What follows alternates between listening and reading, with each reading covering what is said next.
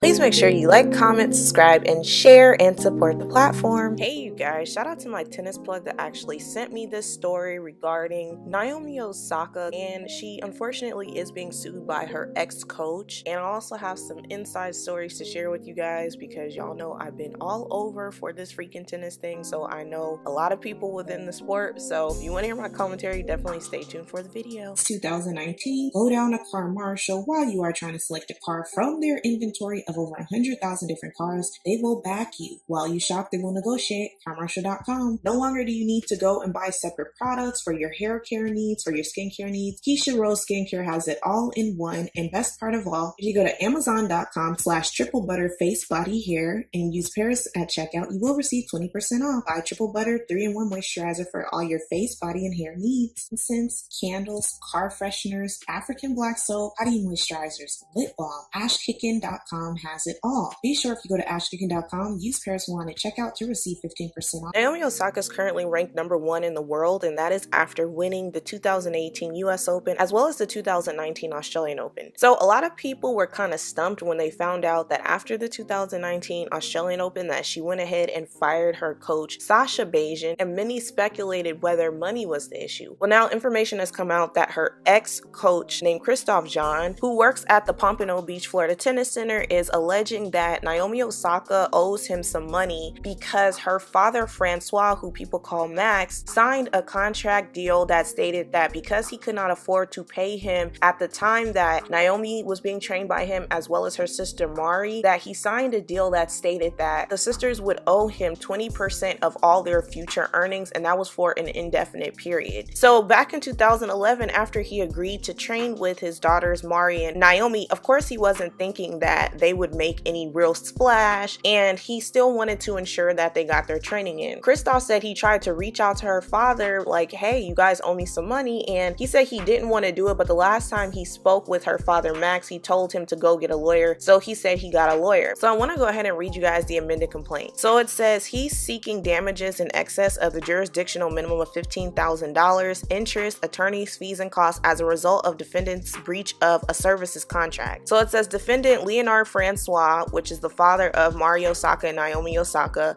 and it says plaintiff is a tennis coach employed by Pompano Beach Tennis Center in Pompano Beach, Florida at all relevant times. So it says he began coaching the Osakas in 2011, shortly after retaining plaintiff to provide tennis instruction to the Osakas. The Osakas and their father Francois could not compensate plaintiff for the private coaching tennis lessons and equipment he provided to the Osakas and for his travel to the tennis tournaments where the Osakas participated. It says accordingly, on or about March 21st, 2012, Francois, on behalf of himself and the Osakas, who were both minors at the time, entered into a services contract with the plaintiff to continue acting as the Osaka's coach. So it says, pursuant to the terms of the agreement, plaintiff was to receive 20% on every tennis contract or monetary agreement on behalf of the Osakas. It says the agreement provided that the term of employment shall be indefinite. Child, why you sign that? And the agreement may be terminated by giving 3 months written notice to the other party. Said plaintiff performed under the terms of the agreement at all relevant times when he was employed by the defendants. Upon information and belief, defendants terminated the agreement no earlier than April 11, 2017. Dang, that's kind of recent. Thus, the plaintiff performed under the services contract for over 5 years. Pursuant to the terms of the agreement, all monetary obligations must be regulated before termination of the agreement. Plaintiff has not received any compensation from defendants for performing under the contract. Further, plaintiff has not received any income derived from defendants' tennis careers, including but not limited to Women's Tennis Association prize money and endorsement deals in breach of the agreement. Defendants failed to pay and refused to pay plaintiff for any amounts for over 5 years' performance under the parties' service contract agreement. Defendants' failure to pay any amounts owed to the plaintiff breached the agreement. Defendants' breach of the agreement has caused plaintiff damages. Now, Naomi and her father have not publicly spoken out about it, and the Sentinel tried to reach out to their public relations agent, Mary Jane Orman, but she said that they wouldn't make a statement unless no mention of the lawsuit appeared in this article. So unfortunately, it sounds like this is a common pattern with her father of not paying the coaches, and I remember reading from their past interviews that she stated they grew up poor and the family didn't have money to pay for trainings, and other coaches such as Bill Adams, child, I got a story about him, Harold Solomon, and others stated that they would train Naomi and her sister Mari for free and weren't really concerned about the money. But you have other coaches like Christophe Jean, and you also have Patrick Thomas, who stated that it created hardships on them, and Patrick Thomas said in particular he felt manipulated by her father. So it's unfortunate that after she blew up, they didn't see it necessary to pay some of these coaches. However, to be clear, sometimes these coaches will train a player for free, but what they don't tell you is that they get their funding from hedge funds, and they also get grants under the guise of being a nonprofit. Some of these coaches get paid upwards up to $50,000 from these hedge funds to train the quote-unquote disadvantaged youths, and they view it as a form of charity work. So some of these coaches that say that they're not getting paid, in actuality, they may not be getting paid by the parent, but they are in fact getting paid. And a lot of what these coaches also like to do is train players for free, and then they'll on the back end be like, oh, well, can I get paid now because I've been training you? But it's like, you reached out to me. Like, I didn't ask you to work with me. You chose to reach out to me. Here's something that I feel may potentially arise during the case. I do feel as though they might be able to get through some sort of loophole in terms of her age. I mean, she is an adult now, and she technically did not sign, nor did her sister sign the contract. So it's like, how can they be held legally responsible for something that their father chose to sign? However, being that legally a father is considered your guardian, it may still be able to be legal. And the part that scared me was that it said it was indefinite. I'm not really sure if she may have to pay out directly, but I do feel as though he is owed his money. That had to be the worst feeling ever, to know that you contributed to why these girls are in this position. You guys don't understand that as a child in tennis, like, the basis of your foundation and you even developing as a player is you training as a child. So who's to say that if he did not train them, that they still would have came out with the results that they have now? You guys don't understand how expensive tennis is, from like the rackets, the grips, the food, the clothing, the traveling, the lodging. Everything costs money. Like, for a decent player to become professional, you have to spend at least $150,000 to $300,000 a year to even be able to travel to certain select tournaments, and that is pretty much on the cheap route. So to know that this player was able to get all of these things for free from you, you spent your time, your energy, you gave equipment, you gave all of your effort into developing these players. One is now #1 in the world for the WTA, and her earnings is like 10.8 million. That's just off prize money. Just imagine how much she's getting paid in endorsements. So you don't get any of that, and they're just going on with their life, not paying you. And the thing is that I really don't hold Naomi and her sister accountable. I hold her father accountable for being a sloppy business person. He did not anticipate that his daughters would be in this position, more specifically Naomi, and as a result, he ended up burning bridges, signing sloppy deals. I mean, who the freak would do something this idiotic? Like, some of these tennis parents are the freaking worst. A lot of them will pimp their kids out. Some of these tennis coaches will sit over there and tell the parents to walk away from the court. They like to isolate them. They like to put stuff in their head. They really don't like for the parents to be hands-on, and some of these parents are so idiotic that they will allow it. But for you to sign your effing daughters' lives away just for them to be able to play a sport, that to me would cause a strife between me and my parent. And honestly, if Naomi does have to pay him money, she would probably owe him $2 million just simply alone in prize money, and also from her endorsements. I'm not really sure how much he would get out of that, but I think that she should probably sue her dad, because her dad signed a contract that is costing her millions of dollars, and he did it because he was so desperate for a coach. And this is also why I have so much respect for Richard Williams. Y'all can say whatever y'all want about Serena, but you will never be able to say she's a sloppy businesswoman, because you have never ever heard of coaches coming out saying that her dad never paid, that she never paid. You don't hear stuff like that, and it's embarrassing to know that Francois likes to say that he got his blueprint to train his daughters from Richard, but it's like, what part of the game did he tell you to not pay people? But again, there were some coaches, like I told you guys earlier, that didn't mind that they weren't paid. One in particular was Bill Adams. I told you guys I was going to tell you a story about this guy named Bill Adams. Bill Adams was actually the first ever coach of Naomi Osaka in the South Florida area. Let me tell you about my mom's strong will, okay? My mom can be very militant, and for good reasons. Like, her being that way has prevented me from getting myself in a lot of trouble with the whole tennis thing. So in 2009, I was about 15 years old. So somehow we got into contact with Bill Adams, and he has this tennis academy that he was running, and the tennis academy was in Pembroke Pines. And I was really geeked up. I always felt as though I wanted to optimize my skill. I wanted to be a massive high performance player, and so I flew all the way from California to go to the Bill Adams Academy, and my mom came along with me as well as my sisters. So the deal was that I was to go train at the academy, but I also needed to go and play in this tournament that was going to be in Bermuda, and I was going to fly with Bill and his wife. So here's to show you how much they don't tell you crap and how some of these coaches be trying to finesse you. So when we arrived, we were a little bit shocked because we got there and we arrived at this home, and I was like, huh? So I'm thinking that I'm just going to their house to like sign some papers or whatever. My mom's gonna sign these papers, and it turned out that the academy was in their freaking home, which they did not tell us. So we get in there, and the wife just casually tells us, oh yeah, you know, this is where she would be staying, this is her room that she would be staying in, I cook the meals and I do this and this for the kids. But yeah, some of the kids have been having some issues going on because we've been having an outbreak of bed bugs, and all you need is just a little cream for it, you'll be fine. I was like, bed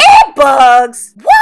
So of course I'm freaking out, my mom's freaking out, and we have to like really have a pep talk and be like, wait a minute, I want you to play, but I don't want you to play that bad that you are going to be in this infested toxic room that has all these effing bed bugs and stuff. So we were just like, you know what, F it. Like, I think my mom paid them money for me to go to the academy. I want to say it was like $600 or something around that amount. So my mom was like, you know what, no, like, you guys have this outbreak of bed bugs, I don't want my daughter at risk. So not only was that an issue, but I ended up getting my passport to end up going to Bermuda. And what I found out after the fact was that they falsified itinerary documents, because you all know that when you go to get your passport, you have to show that you are going to be traveling. And this was my first ever time getting the passport. They gave us these itinerary documents that I was to use for the passport, and it turned out that they gave us false freaking documents. All these things that was going on, and it just goes to show you that some of these coaches that work with players, some of them are on some hook and crook finesse scam type crap. And I would not freaking lie on Bill Adams if he ever comes out and tries to dispel this video. I got documents for days, so he can't even try to refute this. But I'm telling you, some of these coaches are grimy. I feel as though if a coach reaches out to a player and they're agreeing to work for free, then they shouldn't be requesting any money. However, when a coach does make you sign a contract, you do have to adhere to that contract, and hopefully you don't have an idiotic parent that's just going to sign your whole life away, not knowing where you may end up in terms of your development, in terms of your results, and etc. And unfortunately, when our parents get a little bit desperate, situations like this occur. If her father is in fact not paying coaches, it's going to make Naomi look bad, as if she has a pattern of just getting help for free from people but not trying to pay them for their hard work. So hopefully she will be able to rectify the situation. I hope that she doesn't take on this mindset that she doesn't feel as if she should pay him, because I do feel even though she was a child, she still needs to pay him his money as well as her sister. Please let me know if you feel like money is now the reason why Sasha and her fell out and no longer work with each other, or do you feel like it was something else? Please make sure you like, comment, subscribe, and share, and I'll talk to you guys in my next video. Bye!